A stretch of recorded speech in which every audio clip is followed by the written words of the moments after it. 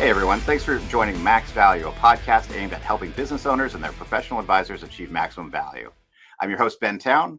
Today, we are joined by Sara Craven, Chief Wealth Manager at Sandhill Global Advisors in Silicon Valley. She's a certified financial planner, but she's also a certified exit planning advisor. So we're going to talk about some of the fundamentals of exit planning today. Welcome, Sara. Thank you, Ben. Great to be here. How are you doing today? I'm doing well, thank you. How are you? Wonderful, thanks. Good. So we're talking about exit planning. I want to know, you already had a successful wealth advisory practice. Why branch out into exit planning? Oh, thanks for that. As I was learning about the exit planning practice, I was struck by the statistics. I was struck by the number of business owners who are either unhappy after they've sold a business, or they felt unprepared, or they didn't know what their options were. And it turns out you can teach an old dog new tricks. This work is so closely aligned with the financial and personal planning work that we do at Sandhill, and that I've been doing for almost 30 years. I love it. Well, old dogs, you must be talking about the clients then, right? Uh, No. the well, it is it is funny that one of the things that you were saying is that you've kind of already been doing it for a long time, or at least certain aspects of it. And similar for my experience, business valuation really is just a part of exit planning. And so it is kind of natural for people in our industries, our professions to kind of merge towards that, as a lot of our clients are having this need. So let's start at the very beginning. As I said, I tend to come at these things from a business value side, but that's not really all of it. Even when you're talking about business exit planning, so what are some of the other pieces that people need to think about? Oh, great questions. And I love the analogy of the three-legged stool. Picture a stool, three legs. Each leg is going to be really important to the functioning, the proper functioning of that stool as a stool. So the first leg, as you note, business. And this, as a business owner, this tends to be where most of the attention is given. But you also have the second leg of the stool being the personal planning leg of the stool. Who are you, Mr. or Mrs. Business Owner, going to be after the sale? What does that look like? And the last leg of the stool, the financial planning side. What's your financial situation? How do we get you from here to there? Obviously, if you neglect one aspect of this planning, your stool is not going to function properly. Or even if you don't give one aspect enough time, you're going to end up with a wobbly stool. So I think that each of these pillars is equally important and really needs a lot of reflection and assessment. Well, the nice part of a three-legged stool is that one leg can be a little short, and you can still function and milk the cow or whatever the heck you're doing with a three-legged stool these days. Um, but yeah, they do need to be solid, all of them. Yeah. Now, talking about the business leg of the stool, lots of folks want to know, when is the right time for me to usually sell the business, is how the question's phrased. But let's generalize it to exit the business. What is it that you answer to this question? That's a loaded question, right? Very. Lot of pieces to this puzzle. But when the business owner can confidently say that they have explored, assessed, reflected, discussed, strategized, put into practice the three aspects of exit planning to optimize the outcome in each area, and for the business being your part of this process, is working with all of the right professionals to get as much out of the business and valuation as possible. Well, and I like, for my part, I like to say there is no one right time. When you say optimize the outcomes, what there's no one right answer to that either. So many times, of course, that's going to include get as much for the business as I can in cash, for to fund the rest of their lives. However, it can be a lot of other things as well. And so there, it needs to be driven by the individual. It's kind of like your house. You don't just sell it when the market is hot, because then you don't have a house. So you have to have a whole plan. Well, where are you going to live afterwards? Um, it's great if the market's high when you sell, probably. Uh, when does it fit in for you? So yeah, there are a lot of factors involved, and let's kind of tie this all back to the three legs of the stool, the three pillars. Um, when we're talking about this personal side, there can be all sorts of reasons why the exit planning process be, may suddenly become important. Disability, illness, change of life circumstances. The 5 Ds, right? Yeah, Yep. the triggers. Yeah, Mhm. exactly. Buy sell triggers, I think, is what we're referring to there. Uh, and again, kind of rounding back on the goals. What is it that you want to accomplish in your life? uh, how exactly do you want to leave your company? Are you going to give it to a relative, a son, daughter, or in-law, or whatever? How important is it to take care of the employees, all the employees, or a few key employees? Cashing out as much as possible, is that the top priority or secondary priority? Do you care if the business continues as a standalone entity or not? What part of your legacy do you really care about the most? 'Cause you can't always have everything. What happens when one of those priorities conflicts with another? So thinking through those issues really takes us through this. What is your vision? What is your vision for the company as you leave it? What is your vision for yourself as you leave it? What are you going to do? And Sarah, you already talked about it. Is it just, hey, retiring to a beach somewhere, which sounds wonderful to me, or is it starting a whole new venture because your interests are now elsewhere? So For what do sure. you think on the personal side? For sure. For sure. And I think to add on to your comments, Ben, the business owner has to recognize that this can be an emotionally taxing time, right? It's almost this is very reflective. It's almost like therapy work, right? And I think you really need to pull in members of the family because the family circumstances are going to change. Business owner, husband, spouse, wife. There. I have one client who says, "I married you for better or worse, but not for lunch." So the day to day after retirement is changing. What are your health and lifestyle goals? Legacy, reputation. You've noted some of the transitions, and what does this look like? So it's a big deal. It needs some attention. And many of the people that I've worked with around retirement or sale of their business, they may not be worried about the financial aspect of this. They're worried about the emotional side. What will I find fulfilling? Who will I be after I've sold my business? Absolutely. One of the things I think is kind of interesting is almost everybody has problems with retirement, just the concept. But even if you've just been an employee in a business rather than the owner of the business, it's tough.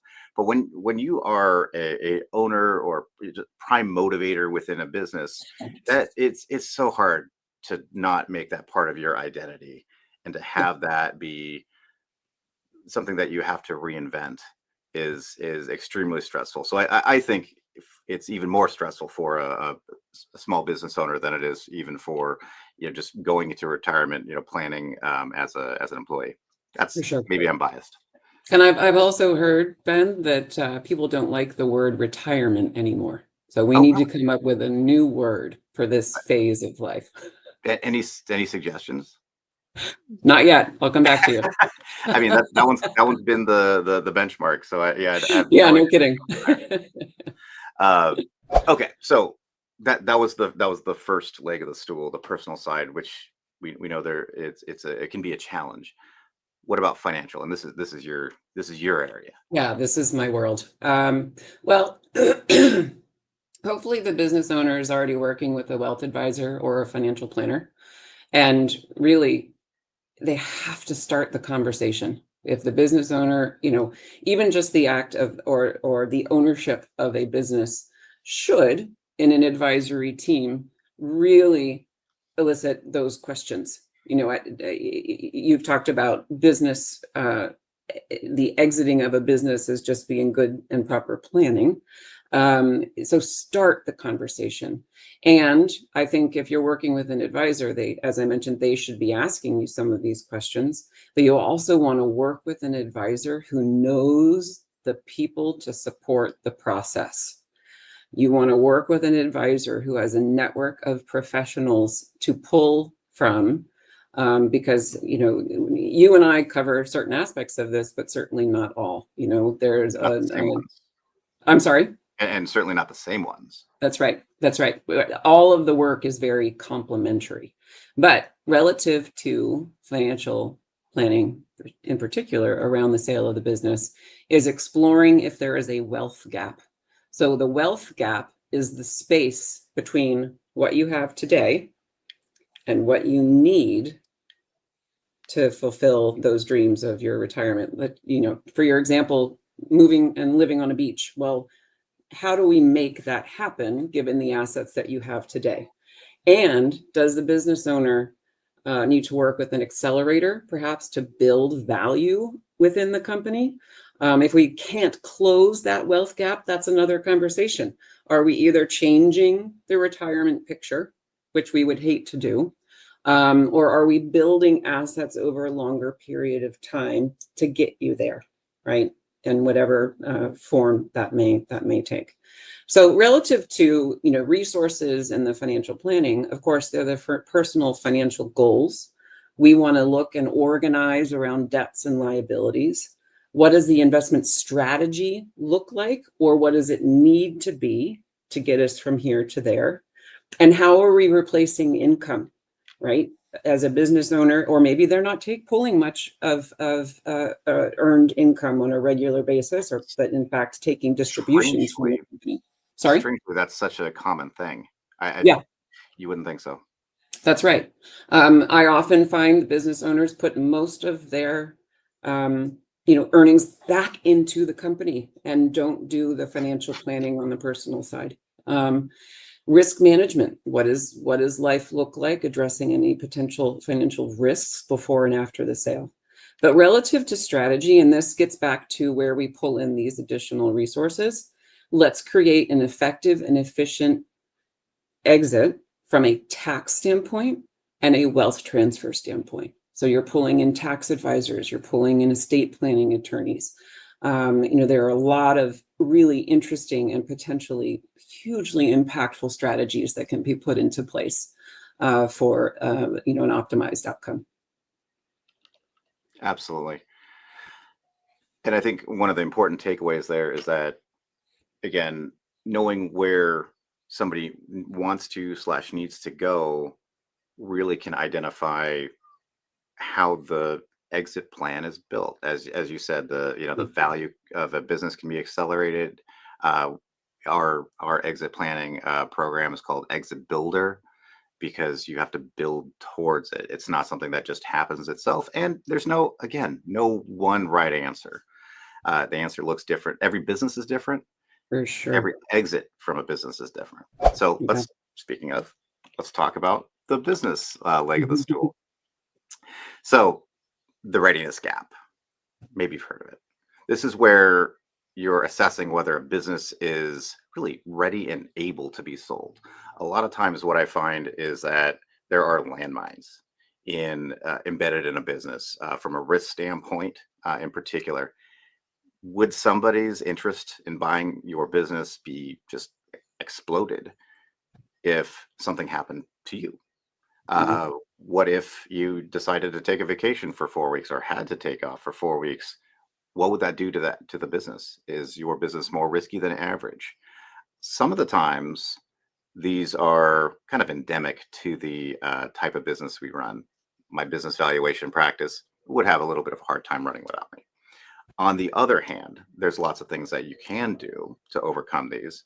For example, in your industry, that similar risk happens. The personal contribution of the professional is huge. However, one of the things you do to mitigate that is you have a firm that you've built around you, such that any one person isn't going to destroy the business, or lack of any one person, that is. Uh, but let's say you're ready now. We've gotten past those issues. There could be according to Sarah, the value gap. So I come along, or some business appraiser comes along and says, hey, your business is worth, we think about $3 million. But Sarah says that your exit plan, your retirement plan, is going to need $5 million to fund the legacy that you want. So in that case, that's probably a closable gap in many Mhm. cases. Mhm. A couple $1 million, we probably could close that. And that's where the business exit planning really comes in. Starting with that readiness gap, making sure everything there is shored up, then moving on to kind of, I'll say, the low hanging fruit, some of the really easy risk factors to mitigate and improve. Because just taking an aside here, all valuation really comes down to growth, risk, and profitability. So if we can affect one or all three of those in a positive way, we can increase business value. And I imagine, Ben, that the buyer would be looking for those three things to continue successfully after the sale, right? So Exactly. any of those low-hanging fruit items would be things that potentially a buyer would certainly not be interested in. Exactly. So there's so much about risk that's invisible, Mhm. because risk is a bad thing that hasn't happened yet. So if there is that overhang of something that could happen, or is reasonably possible to happen, i.e. a risk, why would a buyer want to take that on, or why would a buyer want to pay you to take that on, essentially? So either they're Mhm. going to pay you much less, or they're just not going to be interested, depending on the magnitude of this particular risk. So things, like a very big concentration of a customer or client or vendor. What happens if something negative happens in that relationship? Simple examples might be, getting your financial information slowly because you don't have good enough accounting. It's a very simple, silly one, but that means you can't make decisions quickly, and you can't make decisions well because you don't have the information. And this can go on all the way to, looking at your revenue streams, looking at your product lines, et cetera, et cetera. And kind of going back to, when is the right time to sell your business? What about timing the market? All things being equal, sure, great. If you're at a low point in the cycle, in the business cycle, don't sell the business. If you're at a high part in the cycle, great. Might be a great time to sell your business, but it's so much more driven by your particular needs and the readiness of the company.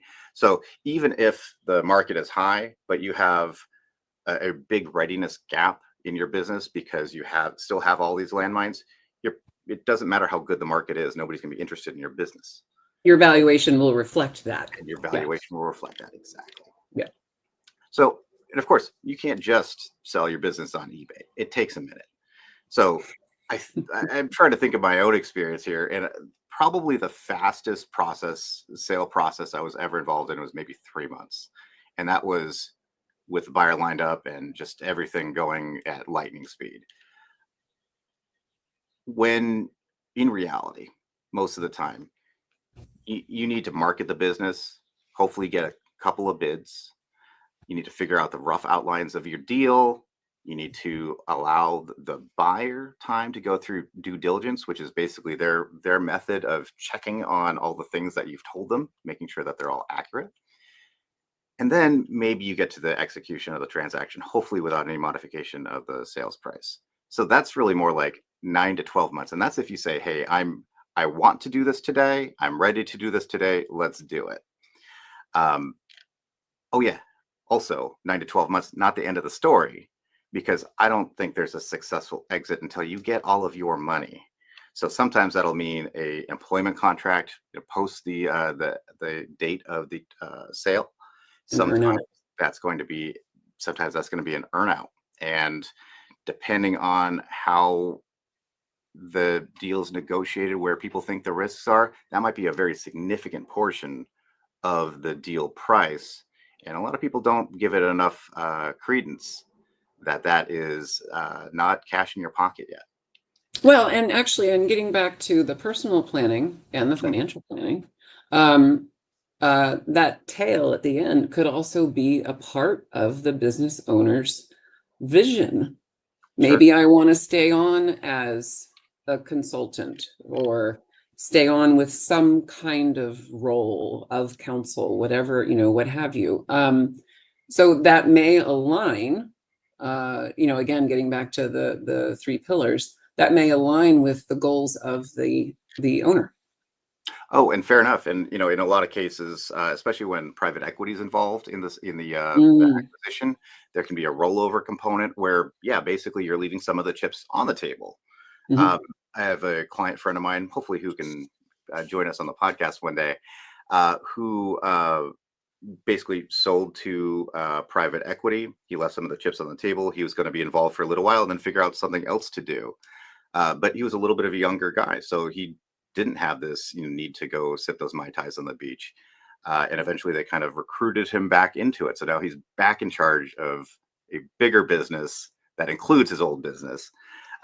So I first personally think that's pretty funny, Mm, uh, but he's happy with it. mm. Okay, so and you alluded to it earlier, Sarah. Good exit planning is just good business planning. So like think about that house again. Think about your house. It's the same in that it's like thinking about whether you want to fix up that house before you sell it. So you could put in a bunch of work, remodel, and you don't really get to enjoy it because you're now going to sell it. And but you maximize your value out of the house. That's great. There's nothing wrong with that, absolutely at all. On the other hand, you might do it early, enjoy all those upgrades, and then sell it. Because the other option is, okay, don't do anything. And you may get hammered on the price, but there's also no effort involved. So there's no exactly one wrong way to do this, but that is the consideration. And one of the things to think about too is the value of a business may not be as durable as the value of, say, a home.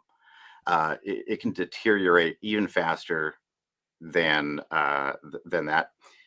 Again, if there's a significant risk and you have exposure to tariffs and that suddenly hits, then your business value might suffer fairly quickly. That's right. All right, so I said a lot. Sorry about that. I was Well, kind of a monologue. what I love about the house analogy is I learned that lesson the hard way, Ben, as a first-time homeowner with our first home about 20 years ago. Sure enough, we redid the kitchen, we redid the landscaping, and I loved the outcome. And then we sold the house.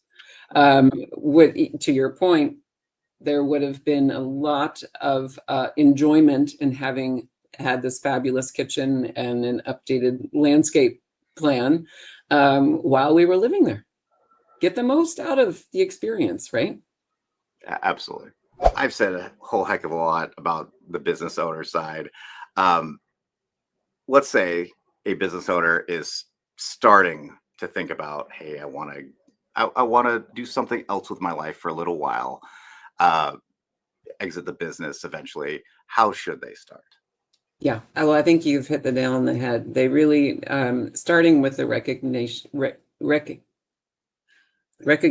that uh, it may take some time, right? 3 months is exceptional, but it could take, 3, 5 years, and it's a process. But I think also it may feel overwhelming, but again, to surround yourself with advisors to guide you through a process.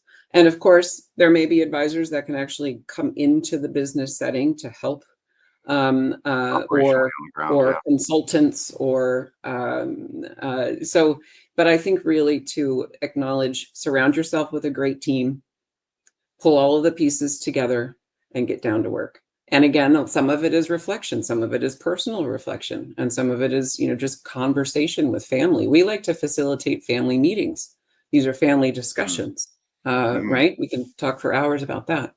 But certainly the first step would be connecting with folks like you, Ben, in getting a business valuation, because that can be a triggering event. Do I have, holy smokes, it's either not valued what I expected it to be, or dream scenario, goodness, it's valued much higher than I anticipated. So that can really lead to, what the next right step is from that point. Well, you know what, and But you know what's meanwhile, the funny business. before we get to that next step, reflecting on what you said, oftentimes, actually, in fact, one very recent example I'm thinking of, uh, we come in, do a business valuation, and whatever the number ends up coming up to be, it's enough because they've done good financial planning and they have a good business that's running pretty well, and maybe they could or couldn't do anything to improve it, but What at a the end of relief, the day, right? what's that? What a relief. That's exactly it. Oh, you stole my thunder. No, but I'm sorry. at the end of the day, right? That's exactly the point. Either you will know, okay, this is exactly how stressed I need to be, which might be none. You might not have to stress about this at all, which is wonderful. Sorry, I did interrupt your walking through kind of some of the initial steps that needs somebody needs to take. So Oh, please, good. And it is a lot on the business owner because they probably may worry about maintaining stability within the business while they're going through this process. And as you and I touched on, I mean, there are aspects of this work that are not part of our immediate wheelhouse. But for example, what is the ideal potential buyer? Is it a strategic? Is it a financial? Is it an internal? Is it a family member? mhm, How do you structure the sale, right? Negotiation and due diligence. I mean, these are all part of this process that are important. But again, to recognize you've got advisors to work to help you through each aspect of this. absolutely. And I do not like working on fear or FOMO or anything, but it is the truth that some of these decisions are one-time decisions, and you get one at bat to sell your business usually. So just make sure that you're doing everything you can to make the right decision at the right time.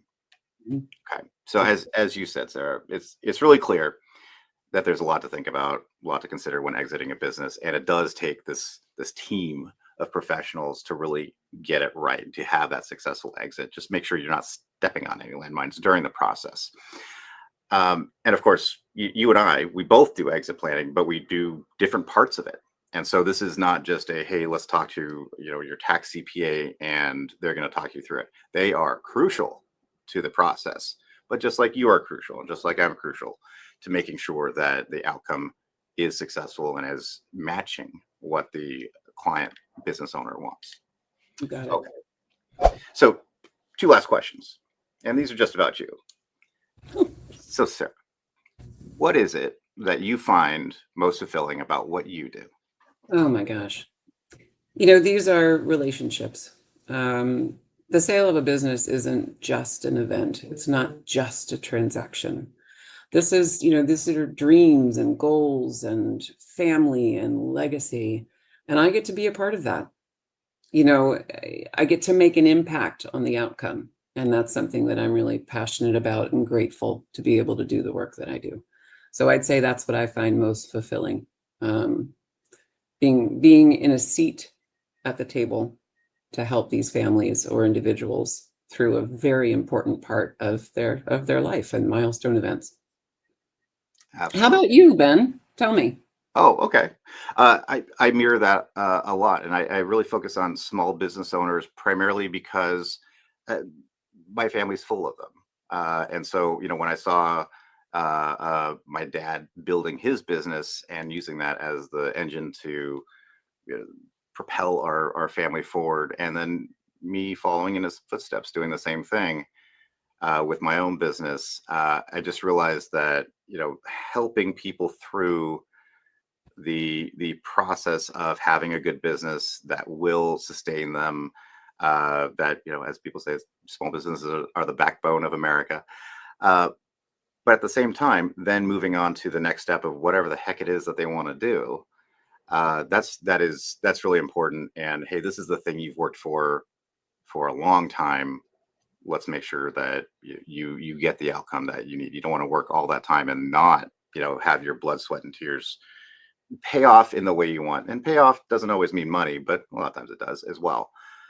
So You Thank know you. what Thank you very much. you have just articulated, Ben, is a big part of what we've been talking about, and that's legacy.